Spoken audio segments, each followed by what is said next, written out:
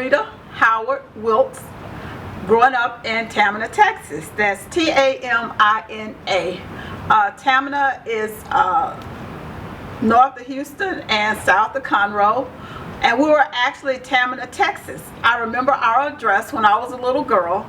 Now it says Conroe, but when I was growing up, it was Big T, Big Tamina. Tamina was a great place for us growing up, and I still live here now. I never left. I went away for a little while, but then I came back. I missed the country life. I love the country life. I'm a country girl at heart. Hog pens, horses, cows. We raised rabbits for the rodeo when I was growing up. So just all those wonderful things that we did here in the community, slopping the hogs, haying the horses, and all of those type of wonderful things that you get growing up being a country girl. The other thing about being a country girl is the way you cook. There is no instant cornbread. You know, there's none of that. Everything is from scratch. And that's what you get. You get it from your grandmother, you get it from your mother, and you just learn that. Another thing about growing up in Conroe was that we went to school here in Conroe. So we were in Tamina, and we were bused to Conroe. Going to school in Conroe, we went to Booker T, Washington. Booker T, Washington. We were the mighty, mighty Bulldogs. And it was a wonderful place to be. I grew up there until about maybe like the 5th grade, and that was when desegregation came in. We went to Travis for a little while, then we went to Crockett, and then I later graduated from Conroe High. The ultimate thing when growing up was to graduate from Booker T, because you know when you grow up in Booker T, you get to be a Washingtonette and all of those type wonderful things. You follow in the footsteps of the Jones family, the Leviston family, the Pearson family. All of us in the Tamina community went to Conroe. Lonnie and Johnny played football. They were friends of ours. And the friends that we had when we were growing up are still the friends that we have now. They're lifelong friends. And during desegregation, I remember desegregation when we were going to school, and it was all the kids in Tamina got on the bus. Then we stopped in Grand Lake and picked up all the kids in Grand Lake. For those of you that don't know anything about Grand Lake was where the sawmill was, and our dad worked for the sawmill. Dad worked for the Grogans. I remember Mr. George, Mr. Horace, Mr. JG, Miss Barbara. I remember all of those people growing up. And that's what I mean when I said our house was the UN. Everybody came by, everybody visited, everybody came through, and everybody was welcome. So from Grand Lake, then we would all go to the schools once desegregation, and everybody would get off a bus. Then we would get on another bus. Then we would get on another bus, and then we would go to school. I think the year that the desegregation started was the year that my oldest sister, I think that was her senior year, and she was not able to graduate from Booker T. She actually graduated from Conroe High. And a lot of the students that graduated from Conroe High, naturally they all wanted to graduate from Booker T. My younger sister, my parents left her at Booker T until she got a little bit older. I remember being in the Girl Scouts. I remember being a Brownie. Elementary school was great with Miss Bradley. We had Miss Bradley was there. We had Professor Archie. We had Miss Calva. I remember all those people. I remember home ec and sewing and all of those wonderful things that you did to make you the woman that you grow up to be. And a lot of times now it's like an option. For us when we were in school, it was not an option. You had to learn how to sew. You had to learn how to cook. And my mom, she was the all in all. I was the only girl in driver's ed that knew how to change a flat. So just country and all of that with changing the flat and everything. What I remember a lot about growing up is the friends that I had. The friends that I had when we were going to the different schools, and those are still some of the friends I have right now. One story that I remember is that I had a dear friend. Her name was Mona Smith. She and I became friends in 5th grade. It was her, Mona, Janella Franklin, James Yates, Danette Johnson, Joanne. All of us were friends when we were growing up, and then we stayed friends after we got in high school. And so my daughter, when she was going to school, she went to the school Oak Ridge. She had this friend, and she talked about him a lot, and she said that he was a friend of hers and all of that. And I said, well, you know, when children are young and when they're growing up, you can't decide who your children will fall in love with. You just don't do that. That's when you do that, this is just, you might as well just say do it. But we were very open to it, and they ended up being friends. But they weren't dating, they were just friends. It was just something about their friendship. So what happened was that we were at an event, and she was introducing me to his mother, and he wanted to introduce her to me, and we were like crying because we couldn't believe that during desegregation we became friends. And here later, 5,000 years later, our children, her son and my daughter, were friends. And it's just a friendship that you had growing up that you just keep all the time. I remember growing up and being a little girl in Conroe and going to the courthouse. Mom was a business lady when we were growing up, and she took care of a lot of the family business. She took care of a lot of legal business for people in the community, and she would run errands. Now my mom, I'm just a third of my mom. People say, oh, you do all these things. I'm just a little teeny tiny bit of Della. Della Mae had a heart of gold. We went to the courthouse, and that was the time that my mother explained what it meant when it said colored people. I'm like, colored people? Colored people only. Colored people. And I'm trying to figure it out. Colored people. Well, they're a color, but it's a different color, but they're a color too. I remember like it was yesterday, and that was the experience that I had. And from that, I think that's why I pretty much adjusted a little bit more during desegregation, because my mother had to talk.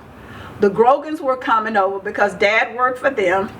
Dad worked and also had a friend that worked with him, Mr. Ferguson, and Mr. Ferguson would come by because they all loved Mom's cooking.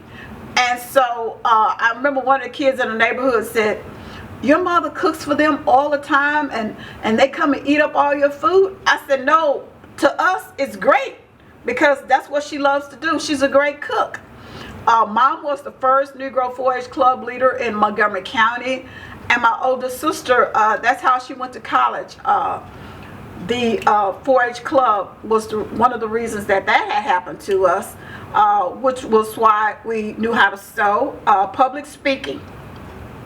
Growing up in public speaking in our house meant that if there was a speaking part of any kind at a school, a church, a play, or anything, you better read it, you better learn it, you better know it by heart, and you don't get to read any of it. And I think that's why maybe I'm such a promptu person, because Mom was like that. I have seen my mother in Austin. My mother was an Easter Star, and so was my sisters and I. And I remember being at this huge Grand Lodge event, and Mom wasn't on program, but they needed someone to fill in. My mother stepped in like she had written it, rehearsed it, and all of that.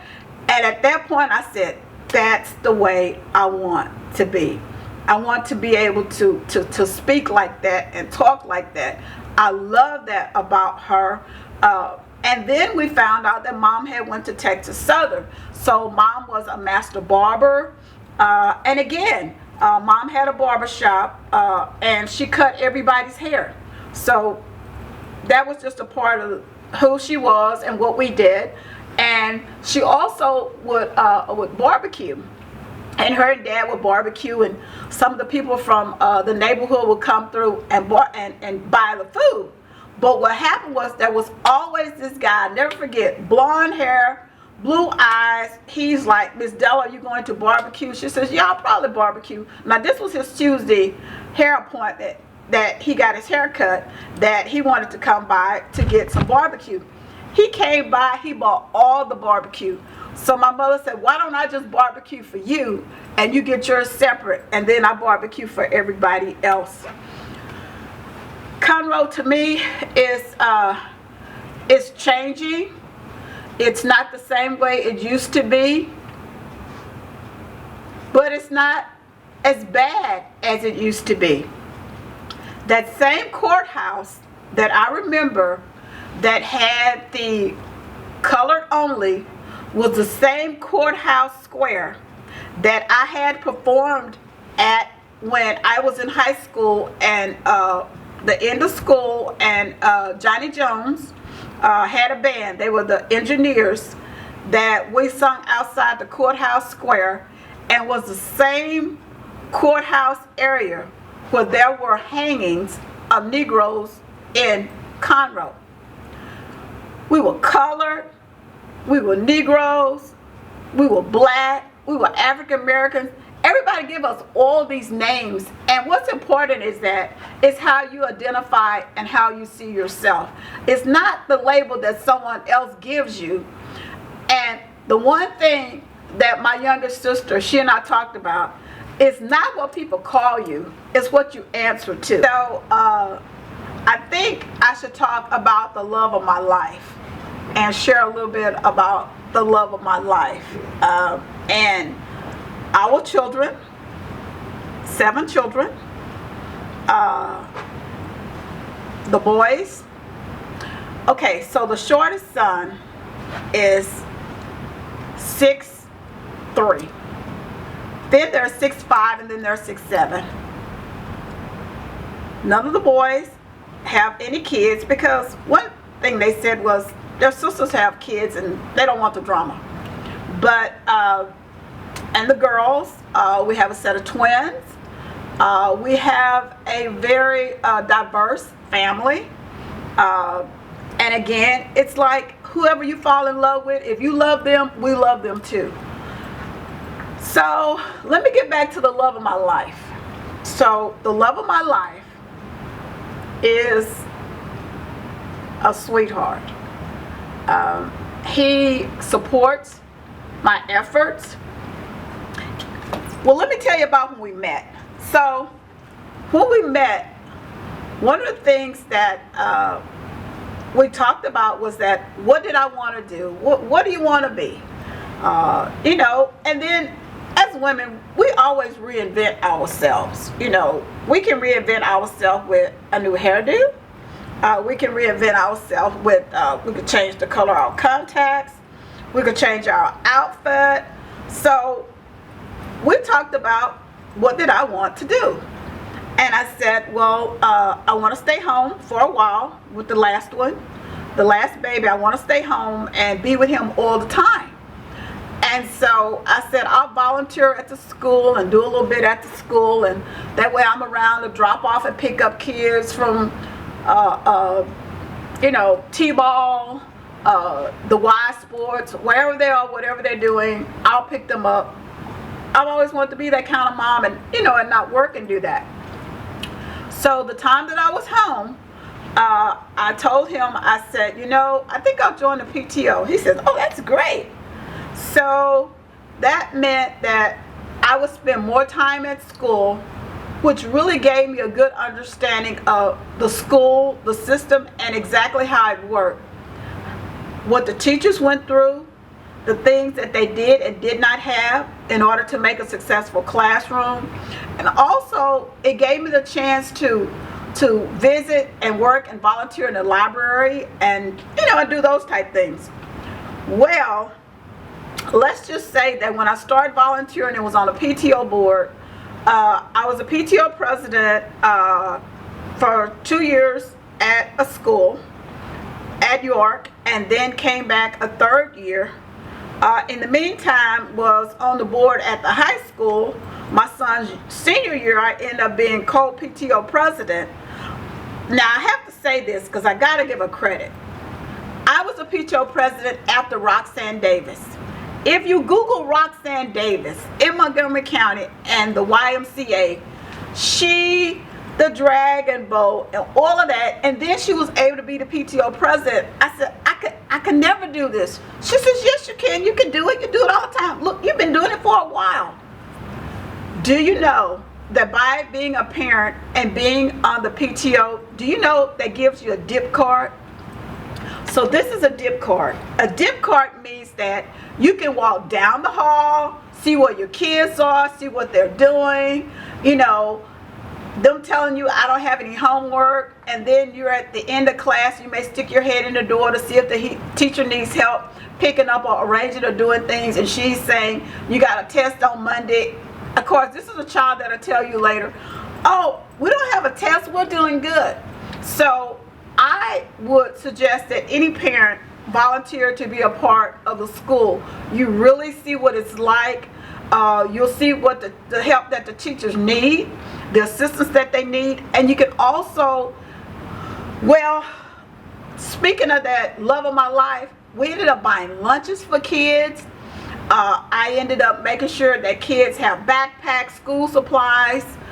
We did the first back to school bash. It was a collaboration that the YMCA put on for the kids in the area, and now it's just big and huge. The other thing that we were able to do is make sure that students had shoes and things like that for school.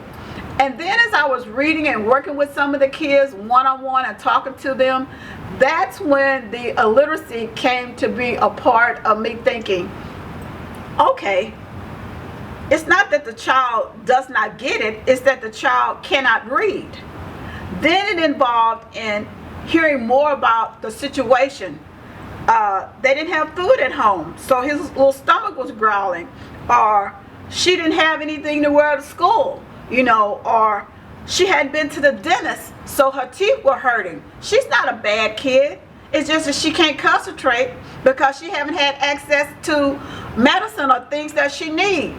Well, the mom's trying to work, do what she needs to do, and there were a lot of single parents. But to be honest, there are a lot of single parents that are dads too. And then that's when it started coming to me about forming Children Books on Wheels and making sure that children had access to what they needed. And with working with the students, then you were working with the siblings, then you were working with the parents. There are a lot of grandparents that are working with kids. They're trying to do the best that they can. Either their children are not available, or they're just a grandparent that wants to be involved. And I started thinking that we need to do something different. And that's when I said, you know, we need to form something. And my sisters and I, we talked about it, and we came up with the name Children Books on Wheels because we wanted to be everywhere and be mobile. Because not only was it the school that I was volunteering in, but it was also the school down the street. It was the church down the street. Not only was it the African American or black children, it was also the other races of children that their parents needed help with Medicaid and CHIP and all those type things. And then as we started to get involved to do that, the other thing that happened was that we noticed that a lot of the parents, they needed to get their taxes done, but everything cost.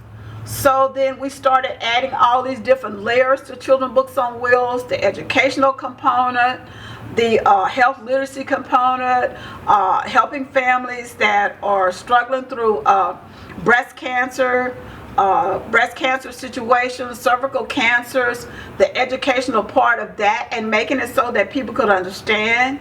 The HIV/AIDS awareness component that we needed to be a part of, and working with that.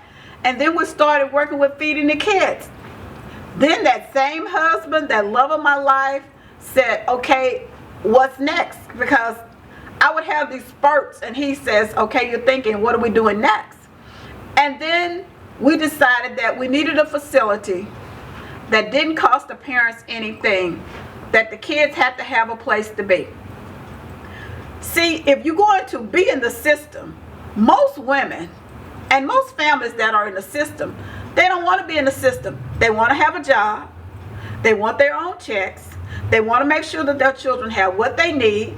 They don't want somebody to give them a shirt all the time that's a hand-me-down. They want to work. But they had to have a safe place for their kids to be. And that's where the Sleepy Hollow Multi-Purpose Building came to be, and that partnership with the YMCA. The YMCA facilitates it, makes sure that the children have what they need, and I donate the space.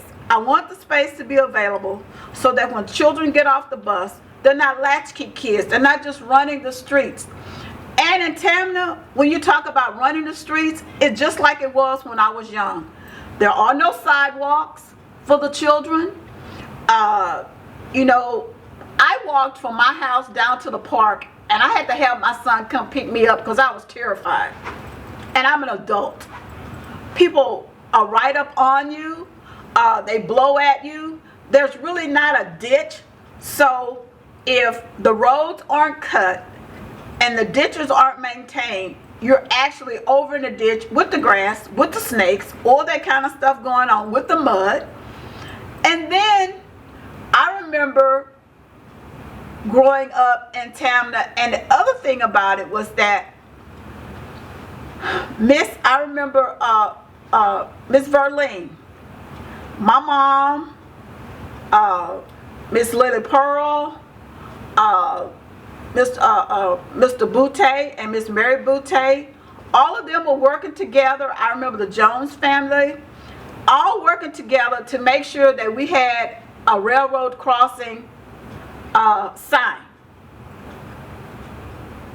Nobody wanted to hear about the people in Tamina. You know, nobody cared about what we were doing.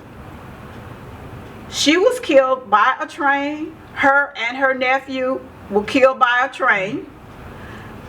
That's how we got the crossing in Tamina. Then, on the other end of Robinson Road and Gordon Road and all through there past Hauser, they were trying to get a stop sign. My mother's other dear friend, Miss Dorothy Washington, she was killed because they were trying to get a stop sign. And it looked like every time we were trying to raise an issue, someone had to die before a next step was taken. There had to be a life that was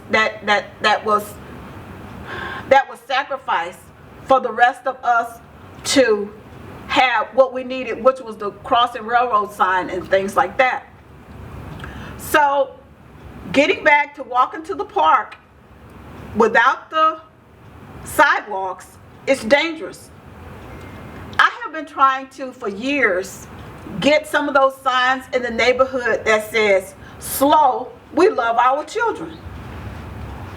Do you think that anybody would listen when we were talking about slow, we love our children? Just like you love your children, we love our children too. Just like you have sidewalks in your neighborhood, we want sidewalks in our neighborhood.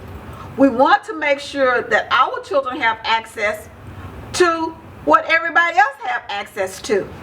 And that goes back to, we've been paying taxes like everyone else. We pay school taxes like everyone else.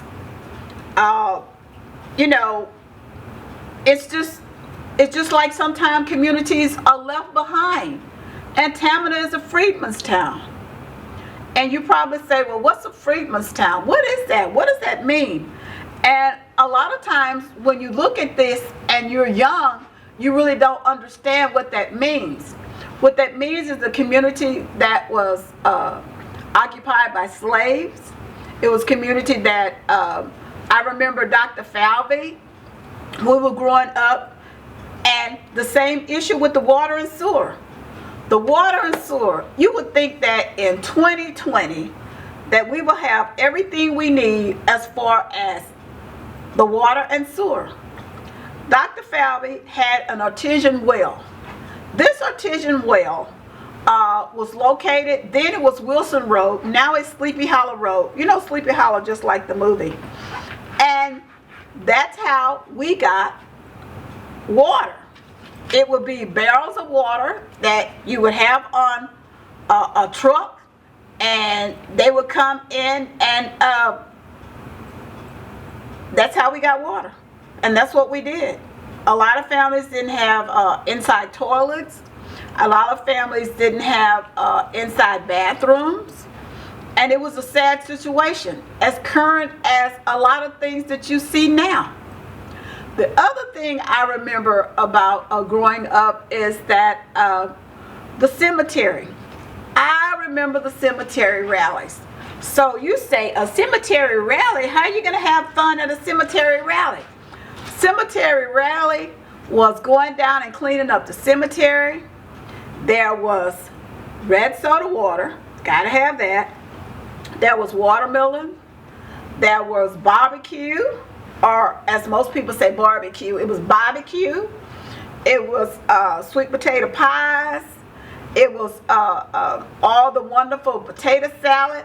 And you know, and I'm just gonna say, as a culture, we always ask who made the potato salad. That decided whether you wanted it or if you wanted another piece.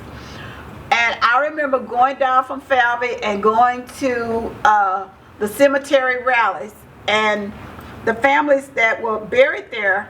So in the cemetery, there's really not a way you have to pay.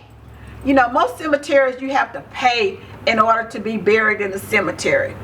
Well, the property was given and donated as a cemetery. So your family's here, another family's over here. My relatives are out there. My great-great-grandmother, Louise Williams, they call her Aunt Lou. She was also a midwife. About 5 years ago, we had some air conditioner service done on the house. And so when I was talking to the guy, he says, "You look so familiar." I said, "I do." He said, "You look like someone I know." He said, "The way you hold your head, the way you speak, the way you talk." He said, "You remind me of this lady when I was growing up." And I said, "Well, who was it?" He said, "Well, they called her Aunt Lou." Me and him cried for 15 minutes. We finally got around to them coming to service the air conditioner. Grandmother had delivered him on her dining room table. She was a midwife, and she had delivered him. Now, talking about the diversity, Mr. Gordon and his family are white, and grandmother delivered them. And there's another gentleman in the community that I talked to last week, Mr. BB, Mr. Wesley B. Williams, and grandmother delivered him. She was a midwife. Now, I would tell you that, you know, I was a midwife and all those type things. I thought about it. I thought about, you know, having the kids delivered about a midwife, but, you know, my husband was like, "No, we're not doing that." I said, "Well, it's a family thing." He said, "Not my family." So we didn't do that, but we do have a lot of people in the family that have the medical background. My mother, her sister Clara, they were twins, and her granddaughter is into medicine.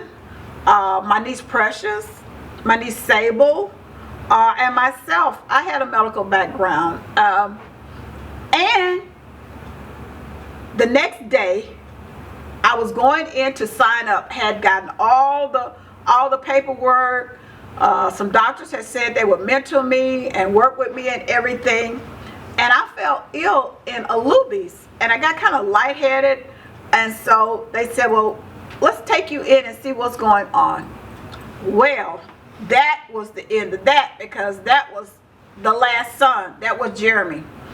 And so my husband said, "Oh, well, I'm going to retire, and, you know, we're going to travel. We're going to do all those things." And I told him, I said, "You might want to hold that thought." And it wasn't an accident. A lot of people say that, well, it was an accident. It wasn't an accident. It was a wonderful thing. And he's the baby. And the baby is 6'5", 390 pounds of 100% male, all boy. Even when he was growing up, just as masculine and tough as he could be. Airsoft. His senior year, he made chief. What he had decided was his freshman year, that his senior year that he would be chief of the Air Force ROTC in school. I said, what a wonderful dream for a young African American man to have.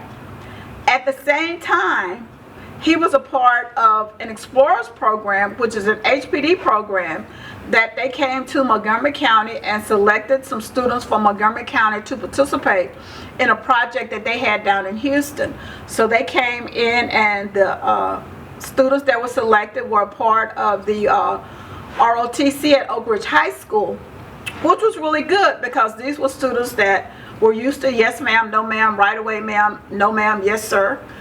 They were used to wearing uniforms, all of that, when he graduated out of the program as lieutenant, and his friend Dylan was captain. So I'm just going to brag about it. The kids that were going to state and all of that, those were kids out of Conroe Independent School District. I got to brag about that. It is one of the nicest school districts there are, and it's really good about the families and the students and the kids, and everybody working together. That I like about the school district, and the superintendents that they have. As a review, I would like to talk about Tamina and growing up in Tamina. And I had mentioned about access to the water, the sewer, the sidewalks, the stop signs that we need on the corner of Main Street and on the corner of Sleepy Hollow. I would say that there's a wreck there at least 3 or 4 times a year. And then also right there by the railroad track. Same type thing. Current services that are needed. Same type thing. No sidewalks. And it's been like that with the water and the sewer and the septic tanks in the community all my life. Now, I'm 5,000 years old, so you know that's been a long time since my mother's mother, they had the same struggle. I saw my mother go through the same struggle as far as volunteering, being on committees, trying to make the community better, the cemetery committee, the water board, all those type things that we needed. And here we are in 2020, and it's the same situation. It's almost like erecting a dinosaur and still having the same situation going on. So when I talk to the kids, we're reading, we're talking about history, and as you can see here, for me, Black history is more than just 1 month. So what we decided to do was for the visitors that come to Children's Books on Wheels, for the children that come through that they don't understand a lot of their history, for the students that come through that are biracial, and that's biracial as Caucasian and Black, Hispanic and Black, brown, Black, Asian, Indian. And see, what we've done is we made sure that the children have access, but we also make sure that they have the pictures that go with it. Do we discuss President Barack Obama? Yes, we do. Did I go to Washington, D.C. while he was in office? Yes, I did. We talk about that. We talk about Martin Luther King. We have the I Have a Dream poster. We have all that information. Several years ago, I was given the opportunity of receiving an award, the Drum Major Award, on behalf of the Martin Luther King choir that I sing in the Woodlands, and the MLK program that's every year that Gerald and Myrna Irons celebrate in the Woodlands area, so that we all participate, so that the story is still being told, so that my great-grandchildren, my grandchildren, everybody have access to the stories. You know, one thing you need to do is you need to share a bit of history with your children so that they know where they came from, so that they know about where they're going. They may want to do what grandmother did, what great-grandmother did. The children are, my children and grandchildren are great readers. That's because they always had access to books. That was because my dad could read. My dad could read, and he worked for the Grogans. That advanced him, and I know it did. My mother could read very well. She actually attended Texas Southern University. She had her barber's license. She worked for the school district for a while. All of that, and I saw them read. We had to read growing up, so that was important to us. So we wanted to make sure that the children in the community had access to books. Books that are free. Now, the books that are donated to Children's Books on Wheels, we turn around and we donate the books to the kids. We have books in different languages. Our volunteers speak different languages, because how can you communicate with a child? How can you communicate with a family that's in need when you don't even understand what they're going through? How can we help someone that's going through domestic violence, someone that's dealing with immigration, someone that doesn't have food to eat, if someone on your team does not look like or speak that language? So what we have is we have information here for families. If we can't help them, we direct them to where they need to be. We provide the community resources and referral services. And remember, I told you that we were mobile. By being in Tamina and seeing a lot of the challenges that we had as a child, I have gone to East County to volunteer. I'm talking red clay dirt. I'm talking about not having a facility inside to provide services, where you literally provide services off the hood or the trunk of your car for families that need service. What is going on with that, where we can't even have services for people that need it? There are people that work hard. They do the best that they can. And with the duress of the racial tension that we have right now, it makes it hard to provide services, because, you know, when you're trying to help people, you have to listen to what they have to say. So we take time, we listen to what they need, then we have provide the services. Not everybody that I provide services for has skin that looks like mine. There are people that need help for all races. And that's what we're trying to do. And that's what I saw growing up as a child that was lacking in a lot of areas.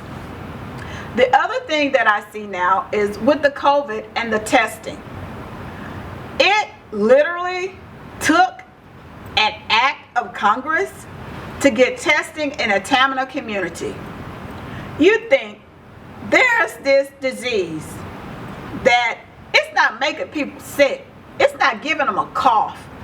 It's not making them miss a couple of days of work. It is life and death.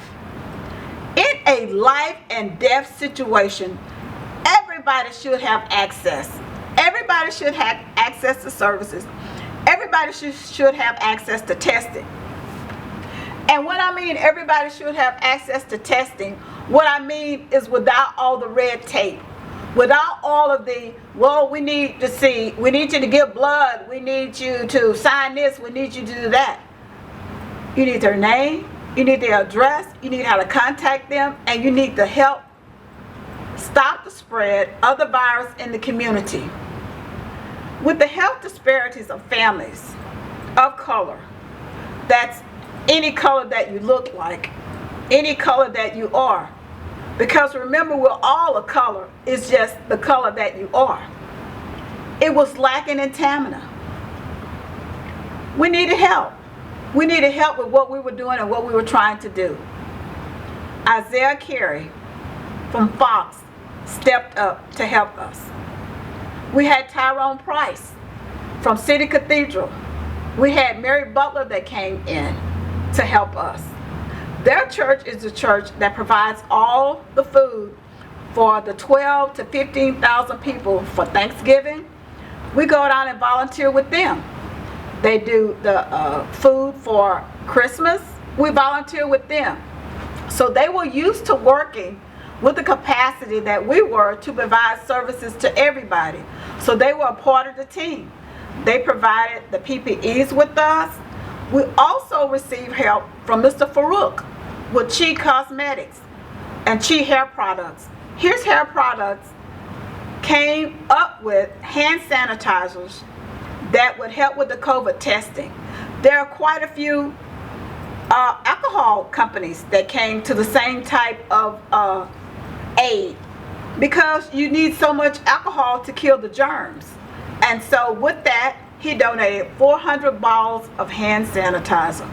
400 bottles of hand sanitizer for the residents and the people that we were testing in the Tamna community. The other thing that was a great help to us was I called on the NAACP. I called on our local NAACP to help us.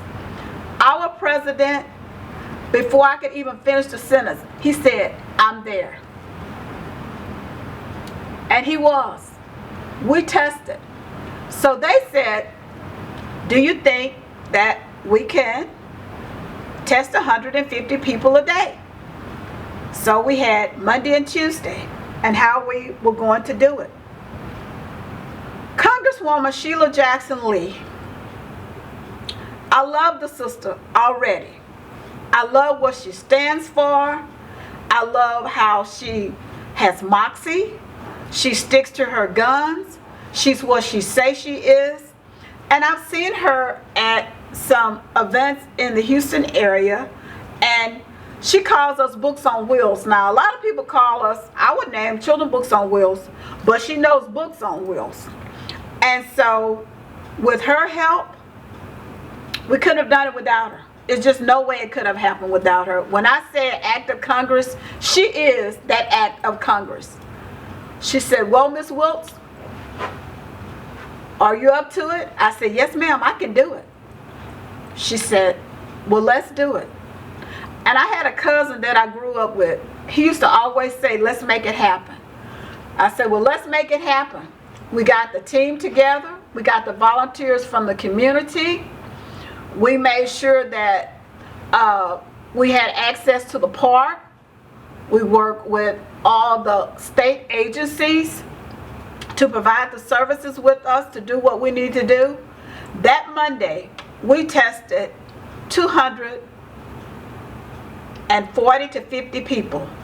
That Tuesday, we got the same kind of results.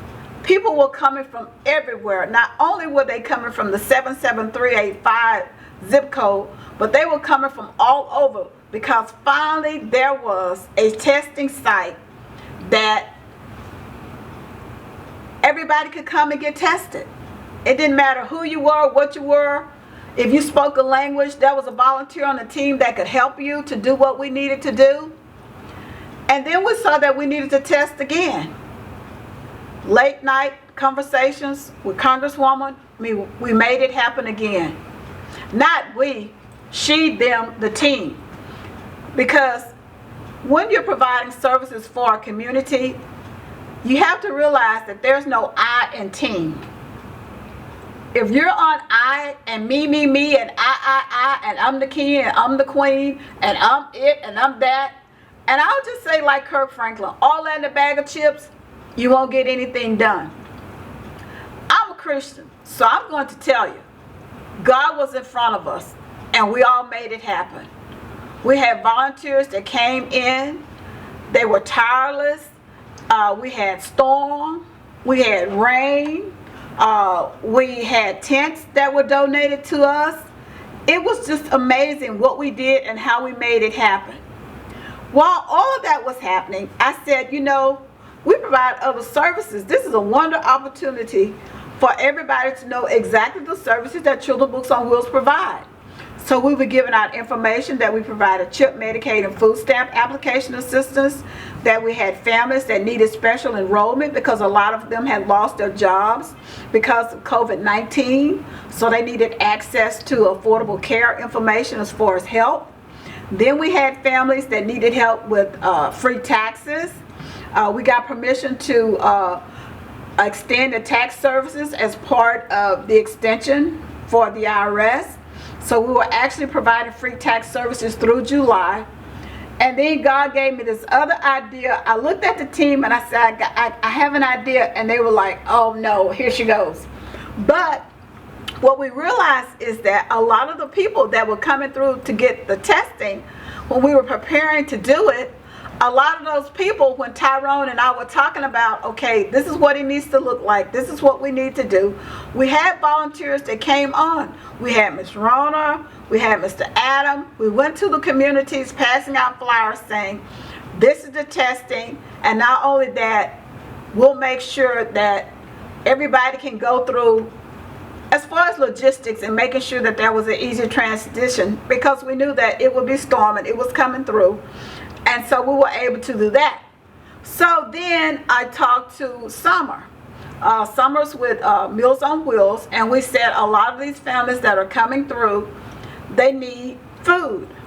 So Monday and Tuesday was the launch for the COVID testing that was so, I mean, it was needed. Not only was it needed in Montgomery County, it was needed for this whole particular area. The residents of Tamina couldn't get to the other areas. And let me say this before I forget. We had someone to come through on a horse. Remember I told you we were country and how country Tamina is? Someone came through on a horse to be tested. If that's not letting you know that this service was drastically needed in the community, I don't know what else will let you know. And if you're from somewhere else and you're looking at this and you're saying to yourself, man, she's country. Yes, I am. I admitted that up front. So with that, we were able to provide meals. Over 693 people were tested in 3 days. 693 people were tested when we were told by local officials that there was no way that that could happen. And if you plan something, well, I'm a Christian. I told you that. We have plans, but God has other plans.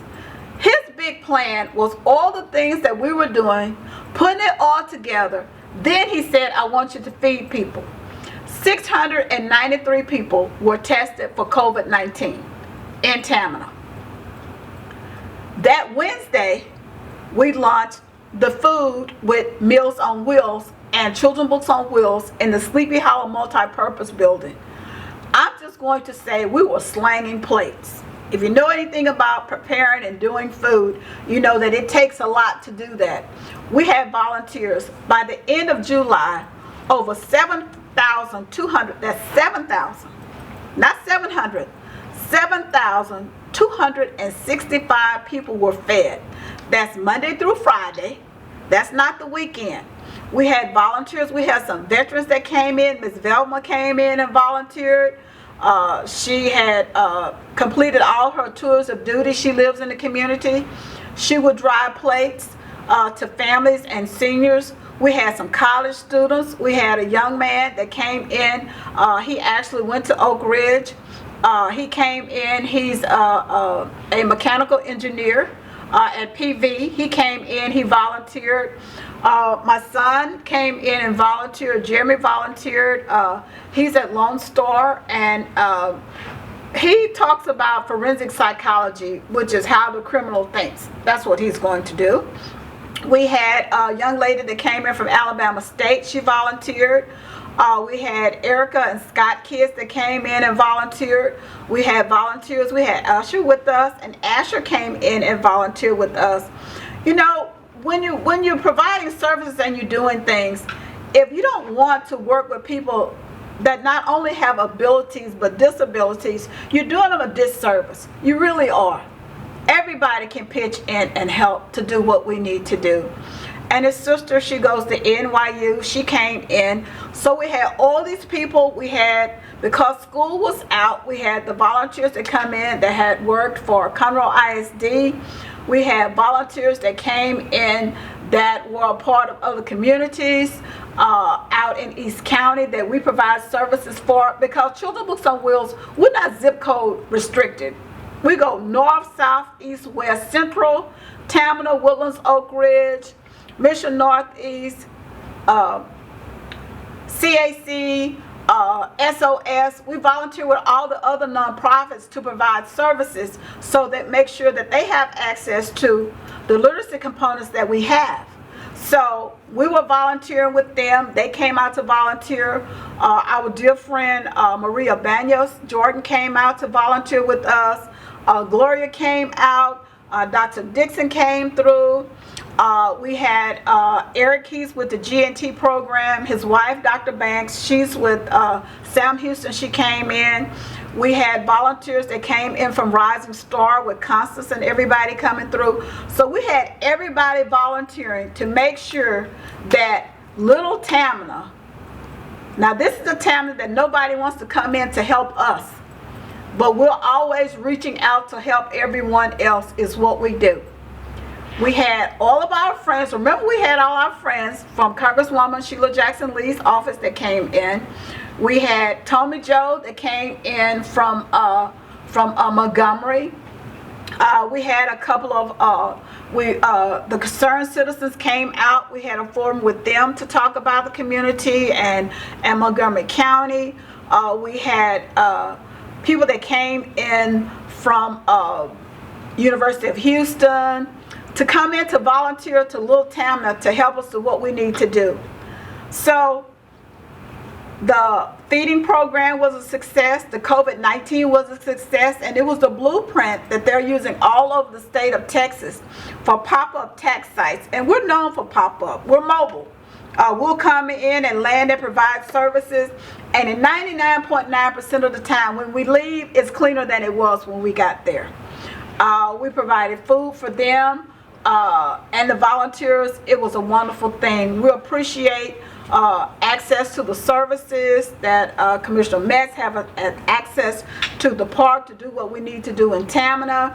We're working with Elijah Easley and the cemetery committee and community, the things that they're doing. We had young volunteers, we had older volunteers, we had children that were packing plates to the students. And then Children Books on Wheels, we have several components. We have a health literacy, we have a financial literacy, we have our educational piece, and not only with our educational piece are we providing and making sure that during COVID children have access to what they need, a partnership with the YMCA with backpacks and school supplies. The other thing that we have is our new technology component. It's our digital literacy program that we're doing. And with that, we work with a young man, JJ, and JJ is, I call him the tech kid, the Wiz tech kid. He works with us to make sure that any laptops, any computers that are donated to us, we make sure that they're refurbished. When I say we, remember I told you we were a team. He makes sure he and his dad and his mom and his sister comes in. We volunteer. We work with them and the temple to make sure that the students of Conroe ISD, and not just the students of Conroe ISD, we have students that come through the program that are part of Spring ISD. We have a young man that came in to do taxes with us. He's with Wiltz ISD. We have someone that comes in from Montgomery to work with us. So we volunteer and work with the students that need to get community service hours. We're working with Christine Chapman for a day of peace that they're having in the Woodlands. So we volunteer to make sure that children have access to what they need. And one of the important things that I remember from when I was volunteering and doing all the things with the schools and volunteering with PTO, we made sure that we reached out to the school district and they provided Chromebooks for the students to have access to come to Tamina, Little Tamina, and hotspots and Chromebooks so that they can have access to what they need to further their education while we're going through COVID. So in closing, some of the most important lessons that I've learned in life is you can't judge a book by its cover. And you say, she's in literacy. How can she say that? She has all these books by her. The children judge the books by the cover. I'm talking about people and life. and judging book by the cover. A cultural lesson. Not everybody is what you see on TV. Not everybody is radical. There are people that care. They care about you. They care about your culture.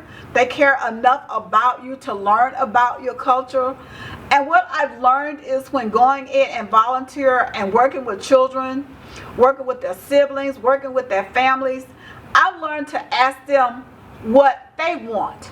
You know, a lot of times people are coming to your community and they'll say, oh, we're coming in to do this, this, and this. And then they go, well, you're not responding. You're not engaging. Well, you never asked what my community wanted or what we needed. You just came in and told us what you wanted us to do. And I think a lesson is visiting and listening and find out what the community needs that you're going to work with, and find out what that family needs and what that family wants and how you can help them. And judging people that are going through the COVID right now, I'm looking at people that don't wear masks. You know, it's just downright foolish. With my medical background, I know that there's prevention. Of course, we have the PPE here for the children. We have the mask. We have the hand sanitizer. Lesson learned is that you've got to wear a mask. It has to cover your whole face. It's a whole new way of life that I think that is going to be here for a while. Can you imagine a couple of years from now going in and ordering food, and you look back on when the person had their hair pulled back, when they had a mask on, when they had gloves, how much more comfortable you felt eating that food? You know, you really do. Let's just admit it. If you pull up to somewhere to eat, or you pull up to somewhere for services, and they have all of that on, you feel more comfortable. You really do.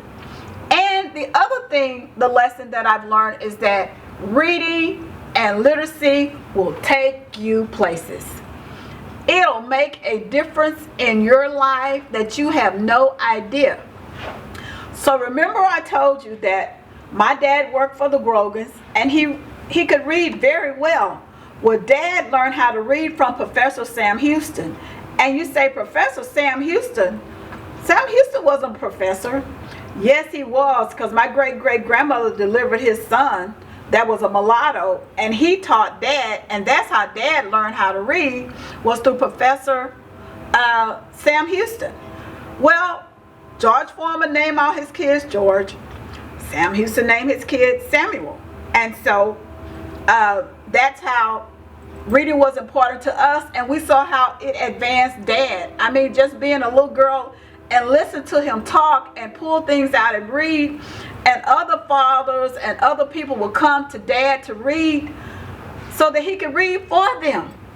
It was important, the reading and the education part, for my mother and being a girl.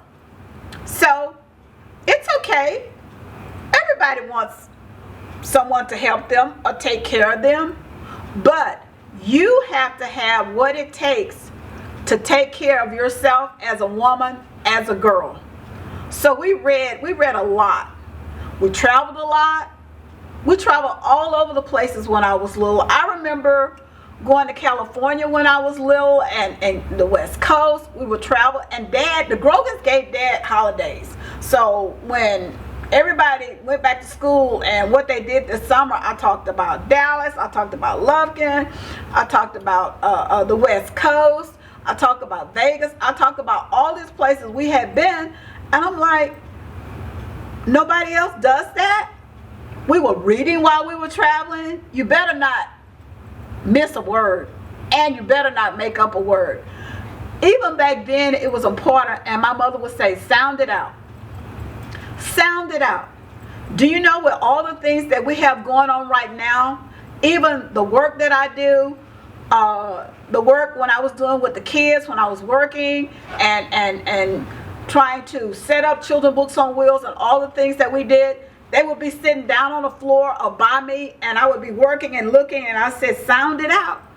Sound it out is really good now. Give your children a book. This is one of the biggest secrets that most parents don't know.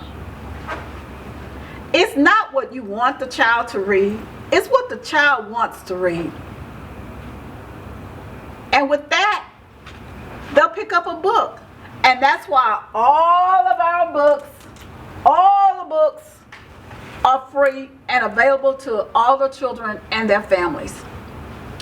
Another important lesson that I've learned growing up is that you got to take care of yourself.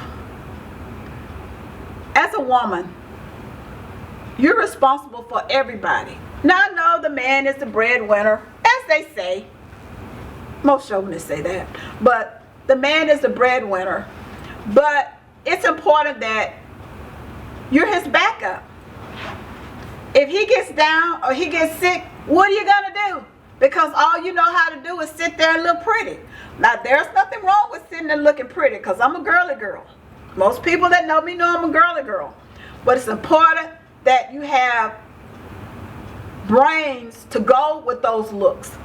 My mother always said beauty and brains. She said, if she said it one time, she said it a million times. It's important that we help our children to grow, tell them the right thing, obedience, manners matter. And also, it's good to, one of the other lessons is when you're out and about with family and friends, it's hard because with COVID, you can't hug people. You know, it's just distance. You know, now we're thumping with the elbows and all of that. Whoever thought that you wouldn't be able to go up and hug someone that you love? We lost our son a couple of weeks ago. We finally had his and it's hard to talk about. We finally were able to have his memorial services. And the hardest thing was not being able to hug relatives that came from out of town, not being able to sit and visit and comfort and hug each other, because the pandemic has gotten so far out of hand, not only in Texas, but everywhere. Spend some time and love people while you can. Love on them, love on your children, love on your grandchildren. I now have semi-mastered what Zooming is, and it's 2020. And when the time capsule opens and you look back on this and you see the pandemic and you hear about some of the things that happened in Tamina in 2020, what we're still going through, how people still don't have access to food, people still don't have access to health care, people still don't have access to different things in life. Pick up a book and read. Books take you places. You could be right here in Tamina, Texas, and read about Paris. You could be right here in little old Montgomery County and read about somewhere else. It's important. And what do you say? I love where I grew up. I love Tamina. I wouldn't trade it for $1 million. It's the place to be. My ancestors were here. My uncle John Elmore was here. He was the first Negro mail carrier in Montgomery County. The old hitching post down by the railroad track. It's just a great place to be.